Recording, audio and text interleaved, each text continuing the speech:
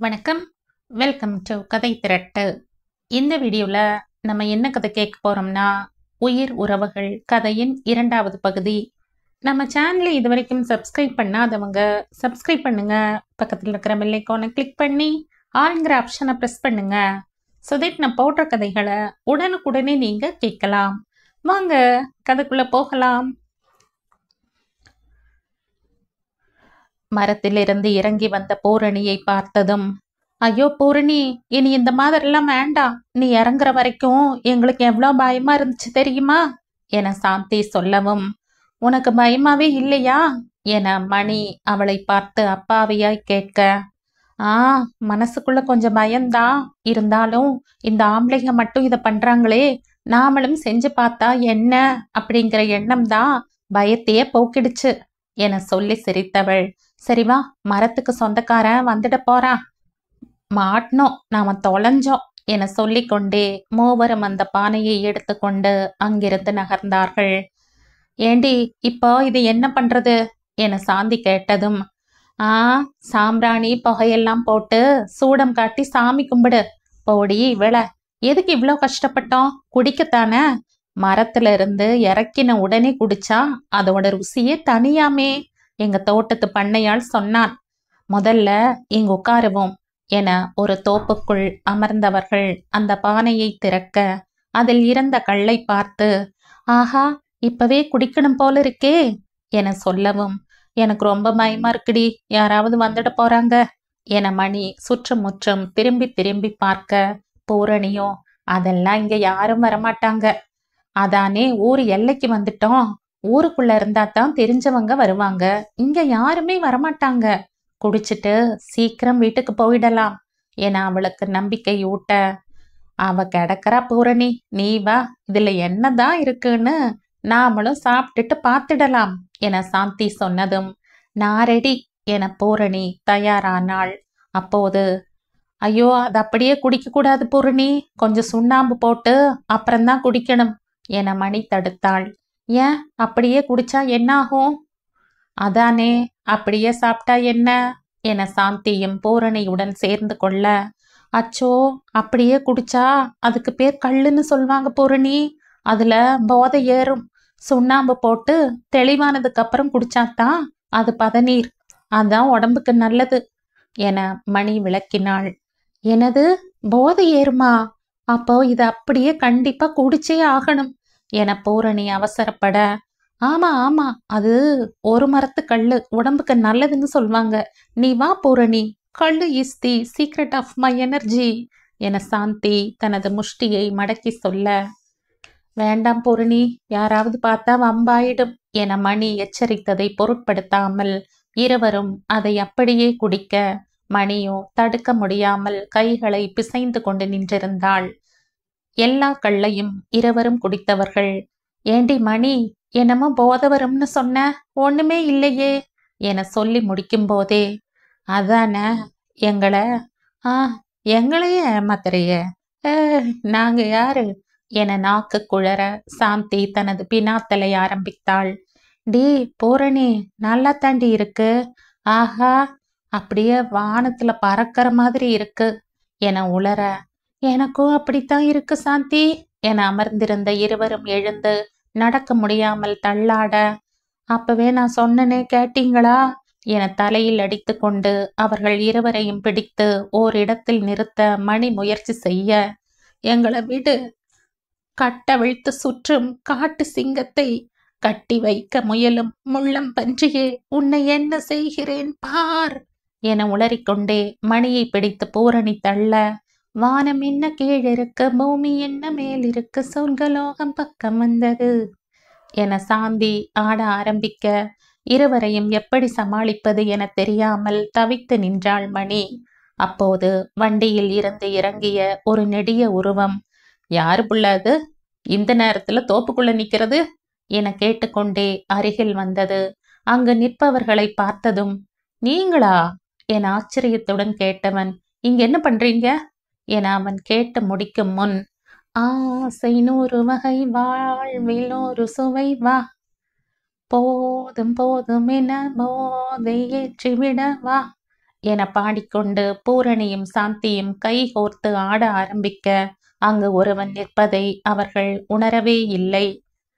சில நிமிடங்கள் என்ன நடக்கிறது என்பது புரியாமல் திகைத்து நின்றவன் பின்னர் அங்கு அமைதியாக நின்று கொண்டிருக்கும் மணியை பார்த்தவன் அவள் கீழே குனிந்து அந்த பானையை பார்க்க, என்ன நடந்துச்சு என அவன் கேட்டதும், அது வந்து என அவள் தடுமாற, இப்ப சொல்றியா இல்லையா என அவன் அதட்டியதும், இல்ல நான் ஏதும் பண்ணலைங்க, நான் வேண்டாம் வேண்டான்னு தான் சொன்னேன், பூரணி தான் கேட்காம அப்படியே என பாதி சொல்லி நிறுத்த, இப்ப முழுசா சொல்ல போறியா இல்லையா என மறுபடியும் அவன் அதட்ட, சொல்லிடுறேனுங்க என நடந்ததை அவள் முழுவதுமாக சொல்ல, யார் உங்களுக்கு இதை இறக்கி கொடுத்தது என அவன் கேட்டதும், பூரணிதான் என அவள் கை காட்ட, பூரணியோ அங்கு ஒருத்தன் நிற்பதே தெரியாமல் ஆடிக்கொண்டிருந்தாள்.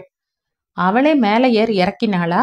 ஒரு மரத்து கள்ளையும் அப்படியே குடிச்சாங்களா என அவன் மீண்டும் நம்பாமல் கேட்க, ஆமாம் என அவள் தலை ஆட்டியதும் கோபத்துடன் வேகமாக பூரணியின் அருகில் சென்றவன், ஏய் என அவள் கையை பிடித்து நிறுத்த முயற்சி பண்ண, கைகளில் அழுத்தி யாரோ பிடிப்பது போல தோன்ற திரும்பி பார்த்தவள் ஏதோ ஒரு ஆண்முகம் மங்கலாக தெரிய, யாருடா நீ என வேகமாக அவனிடமிருந்து தன் கையை உதறியவள் வேகத்தில் தடுமாறி கீழே விழ, பார்த்து பார்த்து என அவன் பிடிக்க முயற்சி செய்ய அவளோ அவனை தவிர்த்து எதிர்ப்புறத்தில் இருக்கும் சாந்தியின் மீது சாய, இதுல மட்டும் உஷாரா இரு என முறைத்தவன், அறிவிருக்கா உனக்கு? என்ன காரியம் பண்ணிட்டு இருக்க?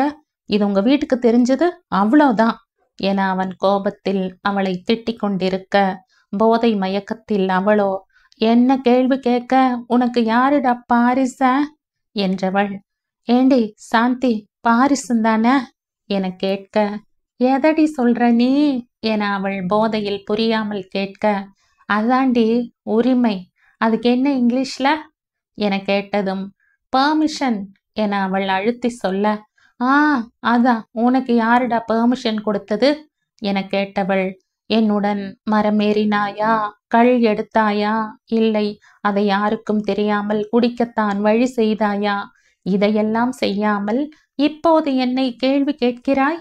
மானங்கெட்டவனே, நான் எடுத்தேன், நானே குடித்தேன், அதை கேட்கும் பெரிசன் இல்லை இல்லை, பெர்மிஷன் யாருக்கும் இல்லை என போதையில் பூரணி உளர அவளுடன் சேர்ந்து கொண்டு, அதானே யார நீ என சாந்தி சொல்லி முடிக்கும் முன் அவள் கன்னத்தில் விழுந்த அறையில் அவள் போதை சட்டென குறைய அவள் 2 சுற்று சுற்றி நிலையாக நின்று நிமிர்ந்து பார்த்தவள் எதிரில் கோபத்தில் கண்கள் ரத்தம் போல சிவந்திருக்க, பிச்சுடுவன் பிச்சு என அவன் ஒற்றை விரலை காட்டி எச்சரித்தான். விழுந்த அடியில் போதை தெளிந்த சாந்தி அவனது முகத்தின் ரௌத்ரத்தை பார்த்ததும் மிரண்டு மணியின் கைகளை பிடித்து கொண்டு பின்னே செல்ல, எங்க போறீங்க 2 பேரும்? நீங்கெல்லாம் பொம்பளை பிள்ளைங்க தானா? என்ன காரியம் பண்ணிட்டு இருக்கீங்க? நான் பார்த்ததுனால ஆச்சு, வேற யாராவது வந்திருந்தா என ஆத்திரத்துடன் அவன் பேசிக்கொண்டிருக்க, அதற்குள் பூரணி, சாந்தி இங்க பாரு, அந்த நிலா எவ்வளவு வெளிச்சமா இருக்குன்னு என மதியம் 12 மணிக்கு உச்சி வெயிலில் சூரியனை பார்த்து சொல்ல, அவனோ அவளை ஒரு முறை முறைத்தவன் எதுவும் பேசாமல் அவர்களிடம் திரும்பி, இவளை முதல்ல தோட்டத்துக்கு கூட்டிட்டு போங்க என்றவன் அவர்கள் வந்ததும், கிணத்து மேட்டில் உட்கார வைங்க என்று சொன்னவன் அதில் இருந்து தண்ணீர் இறைத்து அவள் மேல் ஊற்ற 3 குடம் ஊற்றுவதற்குள் அவனுக்கு அலைபேசி அழைப்பு வர, எனக்கு அவசர ஜோலி இருக்கு, இன்னும் 2 குடம் ஊத்தி கொஞ்சம் தெளிஞ்சப்புறம் வீட்டுக்கு கூட்டிட்டு போங்க, இது பாதுகாப்பான இடம்தான், யாரும் வரமாட்டாங்க, அப்படியே வந்தாலும் என் பேரை சொல்லுங்க என சொல்லிவிட்டு அவன் கிளம்பினான். அவன் போன பின்பு 1 மணி நேரத்தில் பூரணியின் போதை தெளிய சற்று சுய நினைவிற்கு வந்தவள் அருகில் தோழிகள் இருவரும் பேய் அறைந்தது போல கன்னத்தில் கை வைத்து அமர்ந்திருந்தனர். ஏண்டி 2 பேரும் இப்படி உட்கார்ந்துருக்கீங்க? ஆமா, இது என்ன? நாம இப்ப எங்க இருக்கோம்? ஏதோ போதை ஏறும்னு சொன்னா அப்படி ஒண்ணு தெரியலையே என சுற்றி பார்த்தவள், ஏண்டி சாந்தி உன்னைத்தான் கேட்கிறேன் என அவளை உலுக்கியவள். அவள் உலுக்கியதில் கன்னத்தில் இருந்த கையை எடுத்த சாந்தி கன்னத்தில் 5 விரல்கள் பதிந்திருக்க அதை பார்த்த பூரணி, என்னடி இது என பதறி அவள் கன்னத்தை தடவியவள், யாரடி அடிச்சா உன்ன? ஆ, நீ பண்ண காரியத்துக்கு அடியோட நிறுத்திட்டாங்கன்னு சந்தோஷப்படு என எரிச்சலாக சொன்னாள் மணி. என்னடி சொல்ற? என் கூட்டாளி அடிச்சது யாரு? என் தளபதியை அடிச்சது யாரு? நேருக்கு நேர் வாங்க பார்க்கலாம் என சொல்லியபடி அவள் வேகமாக எழுந்திருக்க முயற்சி செய்து சற்று தடுமாற, அம்மா தாயே, நீ கொஞ்சம் அடங்கு. ஏற்கனவே உன்னாலதான் அவ அடி வாங்கி இருக்கா, மறுபடியும் தாங்காதடி என மணி சொல்ல, என்னடி சொல்ற என அவள் கேட்டதும் நடந்ததை முழுவதும் சொன்னாள் மணி. கேட்க கேட்க பூரணிக்கே சங்கடமாக இருந்தாலும் அடித்தவன் பெயரை கேட்டதும் ஒரு நிமிடம் மனம் அதிர்ந்து நின்றது. நீ சொல்றது நிஜமா? அந்த ஓரங்கொட்டானா பார்த்தா அவனா அடிச்சா? நான் பேசுனது எல்லாத்தையும் கேட்டானா என அவள் ஒவ்வொரு வார்த்தையாக கேட்க, ஆமாடி ஆமா என வேகமாக சொன்ன மணி, உனக்கு விழ வேண்டிய அடி இவளுக்கு விழுந்திருக்கு என அவள் சொன்னதும் திரும்பி சாந்தியை பார்த்தவள் அவள் பயத்தில் அப்படியே அமர்ந்திருக்க, மன்னிச்சு கொடி, என்னால தானே என அவள் சொன்னதும், இல்ல பூரணி, அடிச்சது கூட வலிக்கல. எங்க அப்பா ஆத்தா கிட்ட போய் சொல்லிட்டாருன்னா அவ்வளவுதான். கருவாட்டுக்கு பதிலா எங்க ஆத்தா என்ன உப்பு கண்டு போட்டுடும் என அவள் நடுங்க. அப்படியெல்லாம் அவன் சொல்ல மாட்டாண்டி என சொன்னாலும் அவனை பற்றி அவளுக்கும் தெரியும். தப்பு செய்தால் கண்டிப்பாக தண்டனை கொடுப்பான். தயவு தாட்சண்யம் பார்க்க மாட்டான். அதனாலேயே அவனை அவளுக்கும் பிடிக்காது. பெரிய இவன் ஹரிச்சந்திரனுக்கு அடுத்த வீட்டுக்காரன்னு நினப்பு. எப்ப பார்த்தாலும் மூஞ்சி ஒர்றன்னு உரங்கொட்டா மாதிரி வச்சுக்கிட்டு உழைப்பு உண்மை நேர்மைன்னு சொல்லிட்டு திரிவான். இவன் தான் உலகத்துக்கே வெள்ளாம வச்சு நெல்லு கொடுக்கிற மாதிரி என்ன பீத்தல் என அவனை பற்றி தனது அம்மாவிடம் கிண்டலாக சொல்வாள் பூரணி. அதனால் அவள் வீட்டில் சொல்ல மாட்டான் என அவளாலும் உறுதியாக சொல்ல முடியவில்லை. இவ எங்கடி நம்ம ஊருக்கு வந்தா என அவள் கேட்க, எல்லாம் நம்ம நேரம். நான் அப்பவும் சொன்னேன், அப்படியே குடிக்காதீங்கன்னு. கேட்டீங்களா? இப்ப பாரு, போதையில கண்ணா பின்னான்னு நீங்க பேசி அதை அவன் கேட்டுட்டு போயிருக்கான். எல்லாம் உன்னாலதான் என மணி சீறியவள். சரி விடு, இனி நடக்க போறதை யோசிப்போம் என்றவள். மதியமாகிடுச்சு, வீட்டுக்கு போகணும். இல்லைனா வீட்டுல இதுக்கும் சேர்த்து திட்டு விழும் என சொல்ல மூவரும் அங்கிருந்து கிளம்பினர். மற்ற இருவரும் ஏதேதோ பேசிக்கொண்டு வர பூரணியோ, ஐயோ இவன் வேற பார்த்து தொலைச்சிட்டானே, ஏற்கனவே இவனுக்கும் நமக்கும் ஆகாது, இப்போ இத வீட்டுல சொல்வானா மாட்டானான்னு தெரியலையே என யோசித்து கொண்டே வந்தாள். அவள் வீட்டிற்குள் நுழைந்தவுடன், விடியால வெள்ளாவி வைக்கிறேன்னு துணி எடுத்துட்டு போனவ மணி என்ன ஆகுது? இப்ப வீடு வந்து சேர நீ. ஏண்டி, ஒரு வயசு பொண்ணு இப்படித்தான் நேரங்காலம் தெரியாம ஊரு சுத்திட்டு வருவியா? உன்னை சொல்லி தப்பில்லடி, உனக்கு செல்லம் கொடுத்து வச்சிருக்காரு இல்ல உங்க அப்பா, அவரை சொல்லணும் என பூரணியின் தாய் ஆரம்பிக்க, ஐயோ அம்மா, ஆரம்பிச்சிட்டியா? ஏமா, இன்னைக்கு தான் என் ஃப்ரெண்ட்ஸுக்கு எல்லாம் ஸ்கூல் லீவு, அதனால பேசிட்டு இருந்துட்டு வந்தேன். கொஞ்சம் லேட் ஆயிடுச்சு. அதுக்கு ஏமா இப்படி கூப்பாடு போடுற என அவள் சமாளிக்க, நானும் தான் உன்னை பள்ளிக்கூடத்துக்கு போன்னு தலையால அடிச்சுக்கிட்டேன். கேட்டியா? இப்ப அந்த பிள்ளைங்க எல்லாம் நல்லா படிச்சு நல்ல வேலைக்கு போவாங்க. நீ இப்படியே ஊரை சுத்திட்டே இரு என தன் மகள் படிக்காமல் பொறுப்பில்லாமல் இருக்கிறாளே என ஆதங்கத்தில் அவர் வருத்தத்துடன் சொல்ல, இங்க பாருமா, படிச்சவன் பாட்டை கெடுத்தான், எழுதுனவன் ஏட்ட கெடுத்தான். இதுல நான் படிச்சு என்ன பண்ண போறேன்? நாங்க எல்லாம் காமராஜர் அண்ணா, நம்ம சூப்பர் ஸ்டார் வரிசையில வர ஆளு, தெரிஞ்சுக்கோ என சொல்லிக்கொண்டே வேகமாக உள்ளே சென்றவள் கட்டிலில் அப்படியே விழ மனதில் இருந்த மற்ற கலக்கங்கள் எல்லாம் மறைந்து படிப்பை தவறவிட்ட தனது இயலாமையை எண்ணி கண்களில் கண்ணீர் வந்தது. இதுதான் பூர்ணிமா.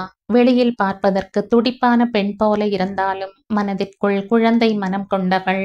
அவளுக்கு நெருக்கமானவர்கள் எது சொன்னாலும் நம்பி விடுவாள். தோழிகள் அந்த வாத்தியாரை பற்றி சொன்னதும் பயந்து பள்ளிக்கு செல்ல மறுத்தவள். 3 வருடத்திற்கு பிறகே தனது தவறு புரிய, ஆனால் அதை சரி செய்ய முடியாது என தெரிந்ததும் அதை மனதிற்குள்ளேயே புதைத்து விட்டாள். சில நேரங்களில் இந்த மாதிரி மனம் விட்டு சிறிது நேரம் அழுவாள்.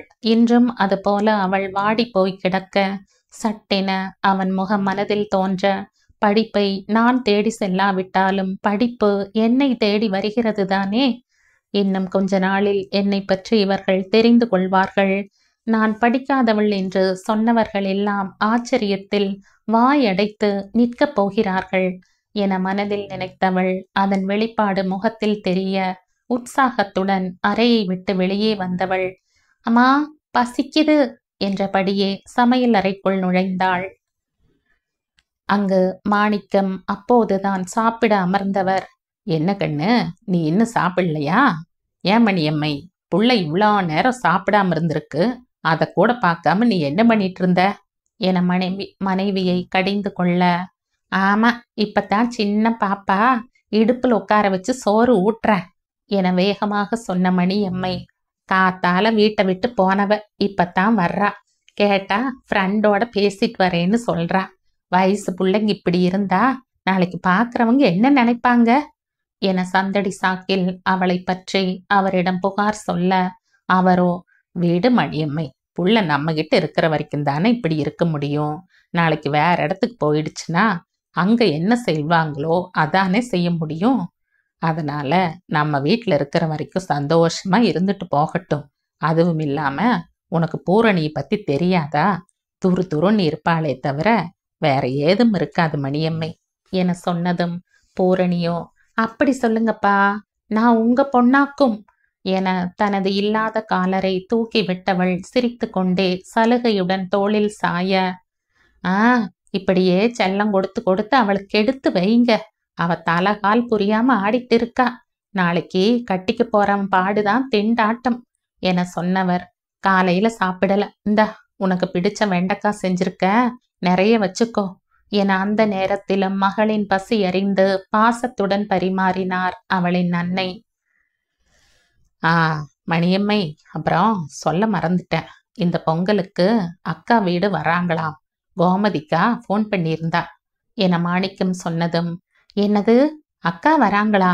இந்த வருஷம் பொங்கலுக்காவது அவங்களுக்கு லீவு கிடைச்சதே, எப்ப வராங்க, யார் யார் வராங்க என அவர் ஆர்வமுடன் கேட்க, குடும்பத்தோட வராங்களாம், கோயில் ஏதோ வேண்டுதலாம், அதுக்காக அக்கா, மாமா, அரசி, நம்ம அழகன் எல்லாரும் என அவர் சொல்ல, அதற்கு பின்பு மணியம்மை கேள்வி கேட்க அவர் பதில் சொல்ல, ஆனால் இங்கே பூரணியின் மனமோ லா லா லா லா லா லா லா லா லா என்ற ஓசை ரீங்காரம் மட்டுமே காதில் கேட்க, மனமோ சந்தோஷத்தில் சிறகடித்து பறந்து கொண்டிருந்தது. மழை நீர் மண்ணில் விழ அதில் இருந்து வரும் வாசமே, பெண்ணே உனது சுவாசமோ, குமரி போன்ற தோற்றமும் குழந்தை போன்ற மனமும் கொண்டவளே, வேதனையை நெஞ்சில் உரமாக்கி செழித்து நிற்கும் நெற்கதிர் போல் சிலிர்த்து நிற்பவளே, உன்னுடைய குறும்புத்தனமும் முரட்டு தைரியமும் பார்ப்பவர்களை பரவசம் கொள்ள செய்யுதடி. தனது இயலாமையை இல்லாமல் மாற்றப் போகிறவன் தன்னை தேடி வரும்போது துள்ளாத மனமும் துள்ளுவது இயல்புதானே. ஏண்டா சொக்கா, அந்த மேற்காலாரை சுத்தம் பண்ணிட்டியா? அங்க இருக்கிற அந்த சாமானத்தை எல்லாம் கொண்டு வந்து நம்ம பொடக்காளியில அந்த தவிட்டு மூட்டை எல்லாம் போட்டிருக்கிற அறையில வச்சுடு. அப்புறம் அந்த சன்னலுக்கு பின்னாடி குப்பை கோலத்தையெல்லாம் சுத்தம் பண்ணு. அப்பதான் சன்னலை திறந்தா கொசு வராம இருக்கும். அப்புறம் லைட்டு காத்தாடி எல்லாம் வேலை செய்யுதான்னு பார்த்துக்கடா. எதுக்கும் வெளியில் ஒரு லைட் மாட்டிடு. ரொம்ப நாளைக்கு அப்புறம் எங்க மாமா வர்றாரு, டவுன்ல இருந்து வராங்க, வசதியா வாழ்ந்து பழக்கப்பட்டவங்க, கொஞ்சம் பார்த்து சூதானமா நடந்துக்கங்க என தனது அக்கா வீடு வருகிறார்கள் என்ற செய்தியை கேட்டதில் இருந்து வேலையாட்களிடம் வேலைகளை ஏவியபடி இருந்தார் மாணிக்கம். ஏனுங்க, எதுக்கு இப்படி காத்தால இருந்து படபடன்னு இருக்கீங்க? அக்கா வீடு தானே வர்றாங்க, விடியால காப்பி தண்ணி குடிச்சதோடு இருக்கீங்க. மணி இப்ப என்ன ஆகுது? இன்னும் சாப்பிட கூட வரல. இன்னைக்கு நடவு வேலையாமா? நீங்க வயலு பக்கமும் போகலைன்னு சொக்கன் சொன்னான். முதல்ல வந்து சாப்பிட்டு அப்புறம் வேலை பாருங்க என அவரை நிதானப்படுத்தினார் மணியம்மை. வேலையாட்களிடம் பேசிக்கொண்டு இருந்தவர் மணியம்மை சொன்னதை கேட்டதும் திரும்பி, ஏம்ல, எங்க மாமா எப்படின்னு உனக்கு தெரியாதா? எல்லாம் தெரிஞ்சு இப்படி பேசுறையே என சற்று உள்ளே போன குரலில் அவர் சொல்லவும் மணியம்மை எதுவும் பேசாமல் தலை குனிய, அவர் 15 வருஷத்துல 2 தடவை தான் ஊருக்கு வந்திருக்கிறாரு. திரும்பி போகும்போது சண்டையோட தான் போனாரு. அதுக்கப்புறம் அக்காவும் பிள்ளைகளும் தான் வந்துட்டு போயிட்டு இருக்காங்க. ஏதோ இந்த முறை அவரும் வர்றாரு. அதான் அவங்களுக்கு பிடிச்ச மாதிரி பண்ணிட்டு இருக்கேன். நாளைக்கு சலிப்பு சங்கடம் வந்துடக்கூடாது இல்ல என அவர் சொல்ல, தனது கணவனின் மனதை புரிந்து கொண்ட அவரும் மென்மையாக அவரிடம், நீங்க ஒன்றும் கவலைப்படாதீங்க, இந்த முறை அப்படி ஏதும் நடக்காது, எல்லாம் நல்லா தான் நடக்கும். அப்புறம் கோயில்ல பொங்கல் வைக்கிறதுக்கு தேவையான எல்லாம் எடுத்து வச்சுட்டேன், நீங்களும் ஒரு தடவை வந்து பார்த்துடுங்க என சொல்லிவிட்டு உள்ளே போனார் மணியம்மை. நாம எவ்வளவுதான் பார்த்து பார்த்து செஞ்சாலும் அவங்க குறை சொல்லாம இருக்க போறதில்ல. சரி, நம்மளோட கடமையை நாம செய்வோம் என சொல்லிக்கொண்டே அவர் உள்ளே வர, அம்மா, ஓலப்பாளையத்திலிருந்து வண்டி வந்திருக்குதுங்கோ என்ற சத்தம் கேட்க, உள்ளே வந்த மாணிக்கம் அந்த வார்த்தையை கேட்டதும் சட்டென்று முகம் இறுக நின்று திரும்பி வெளியே பார்க்க, சத்தம் கேட்டு சந்தோஷத்துடன் வேகமாக வந்த மணியம்மை வெளியில் நின்றிருந்த மாணிக்கத்தை பார்த்ததும் அப்படியே நின்றுவிட, இருவரும் ஏதும் பேசாமல் சில நொடிகள் நிற்க, அதான் வந்திருக்குதில்ல, என்ன எதுக்கு பார்க்கற, எப்பவும் என்ன செய்வியோ அதையே செய், வருஷா வருஷம் நடக்கிற விஷயம்தானே என சொல்லிவிட்டு மாணிக்கம் திடுமென உள்ளே சென்றார். வேகமாக வண்டியின் அருகே சென்ற மணியம்மை அதற்குள் வண்டியில் இருந்து இறங்கிய ராசு, அம்மா, மணி, நல்லா இருக்கியா? வீட்டில் எல்லாரும் சுகந்தானே? நீ போன தடவையை விட இந்த முறை இழைச்சு கருத்த மாதிரி தெரியுது, உடம்புக்கு ஒண்ணும் இல்லையே என தன் வீட்டு பெண்ணை பார்த்ததும் அக்கறையாக விசாரிக்க, நான் நல்லா தான் இருக்கேன் என மணியம்மை சொல்லவும், உடம்ப பார்த்துக்கோ அம்மணி என்றவர், உன் பிறந்த வீட்டில இருந்து பொங்கலுக்கு சீர் கொடுத்து விட்டுருக்காங்க, இந்த முறை விளைச்சல் நல்லா இருக்கு, அதனால இந்த முறை வெள்ளியில விளக்கும் சேர்த்து வாங்கி கொடுத்திருக்காங்க.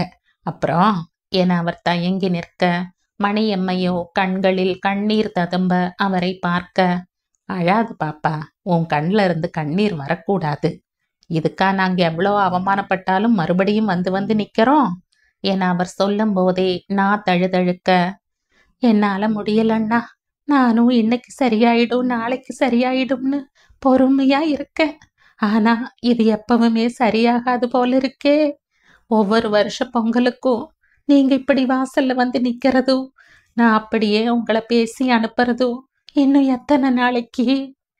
நாம எவ்வளோ கஷ்டப்பட்டாலும் நம்ம வீட்டு பொண்ணு வாக்கப்பட்ட இடத்துல வாடி போய் நிக்க கூடாதுன்னு ஒவ்வொரு முறையும் வந்து நின்னு நீங்க தான் அவமானப்பட்டு போறீங்க.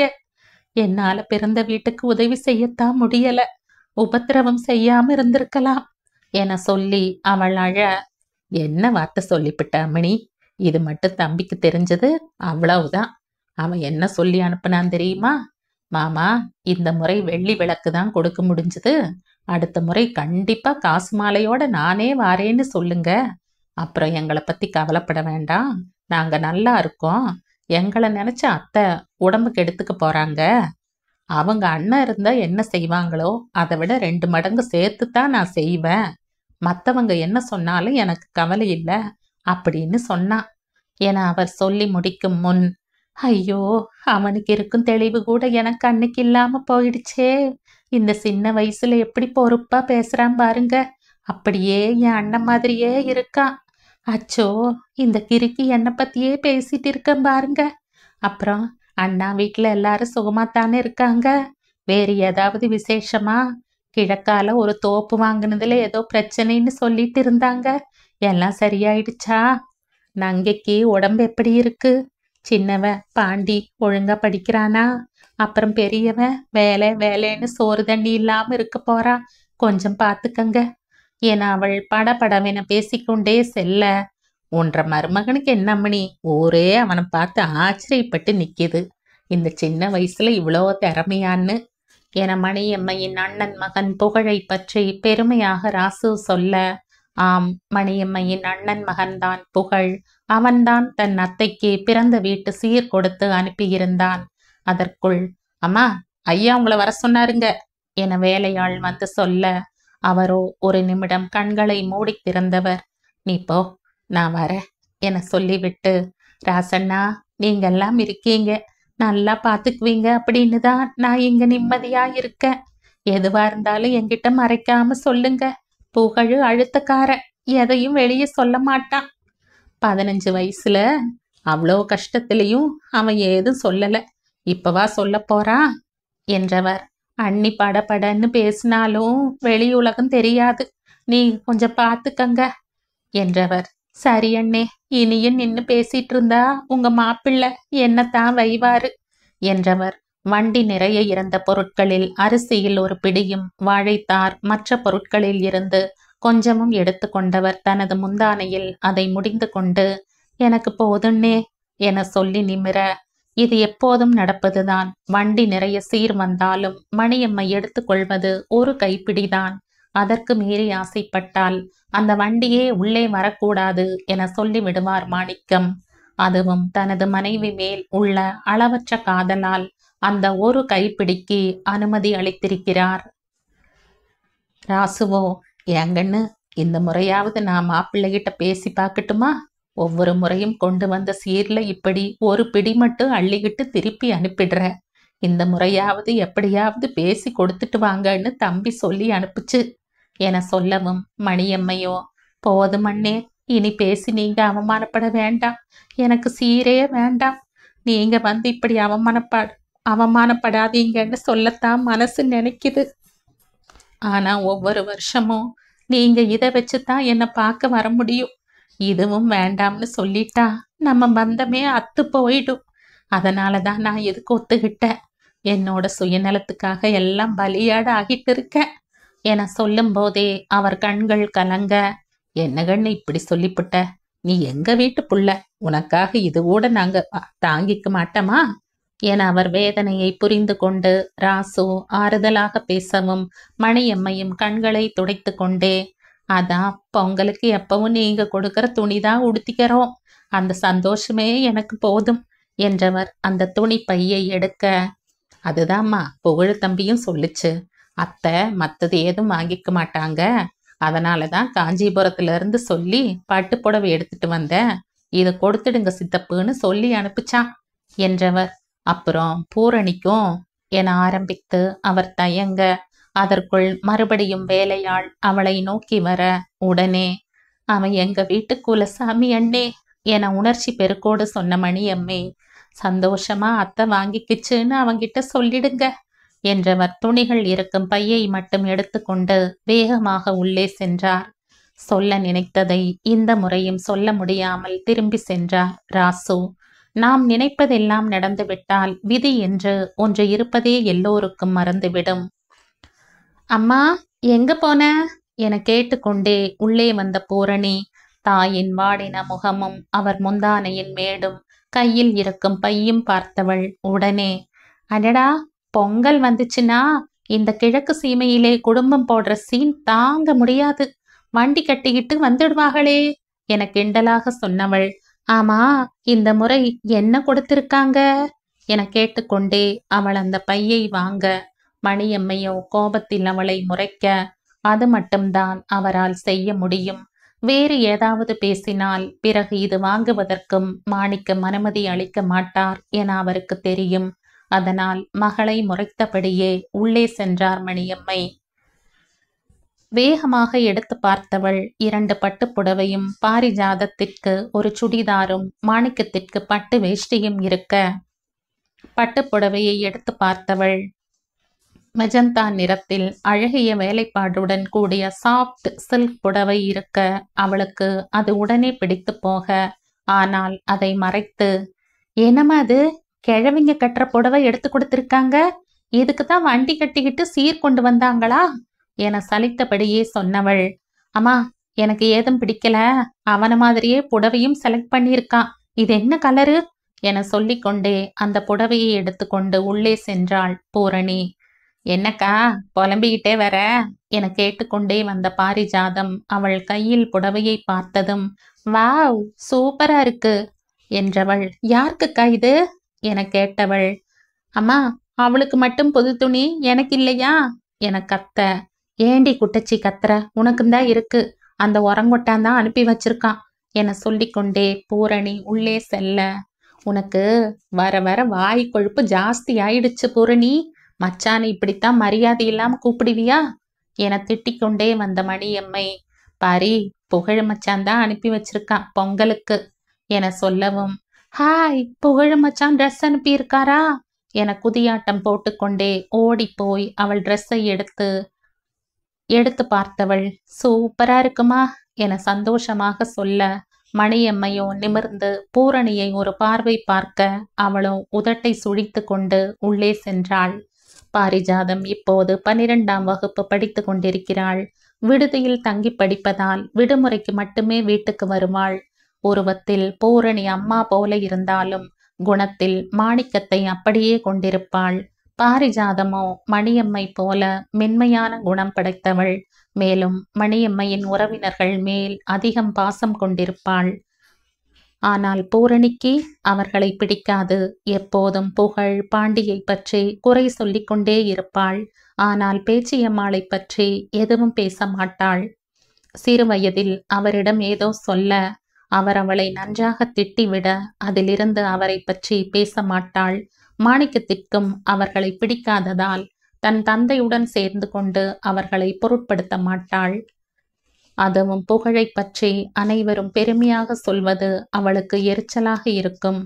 படிச்சிருந்தா பட்டணத்துல வேலைக்கு போகலாம், படிக்காதவனுக்கு கலப்பை பிடிச்சாத்தானே கால் வயிறாவது சாப்பிட முடியும், அதான் அவன் செய்யறான், அத போய் எல்லாரும் பெருசா பேசுறாங்க.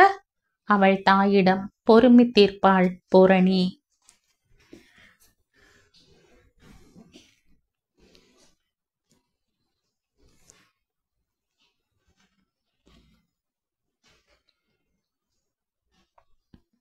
இந்த கதையின் தொடர்ச்சியை அடுத்த பதிவில் கேட்கலாம். நன்றி.